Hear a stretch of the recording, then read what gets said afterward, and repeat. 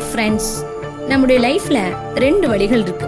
ஒன்று இடுக்கமான வாசல் வழி, இன்னொன்று ஜீவனுக்கு போகிற வழி. இந்த இடுக்கமான வாசல் விசாலமும் வாசல் விரிவாகவும் இருக்கும். ஆனா இந்த ஜீவனுக்கு போற வழி இடுக்கமும் நெருக்கமா தான் இருக்கும். எப்போதுமே எது ஈஸியா இருக்குமோ அதை தான் நம்ம தேர்ந்தெடுப்போம்.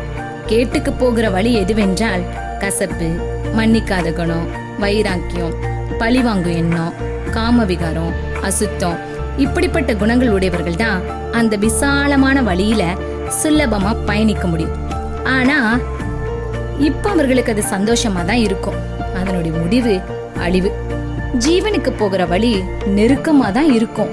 நம் மாம்சத்தின் கிரியைகளை அடக்கி பரிசுத்தாவியானவரின் துணை கொண்டு கர்த்தருடைய வார்த்தைக்கு கீழ்ப்படிந்து நடக்கும்போது கட்டாயமாக அந்த ஜீவ வழியில பயணிக்க முடியும். ஏசு சொன்னாரு, நானே வழி என்று. மத்தேயு 7ஆம் அதிகாரம் 13ஆம் வசனம் 14ஆம் வசனத்துல, இடுக்கமான வாசல் வழியாய் உட்பிரவேசியுங்கள், கேட்டுக்கு போகிற வாசல் விரிவும் வழி விசாலமாய் இருக்கிறது, அதன் வழியை பிரவேசிக்கிறவர்கள் அநேகர்.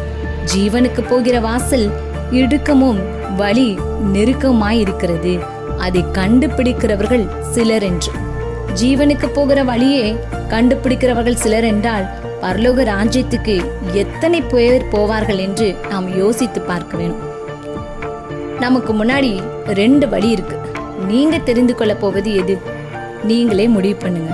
கேட்டுக்கு போகிற வழியா இல்ல ஜீவனுக்கு போகிற வழியா? God bless you.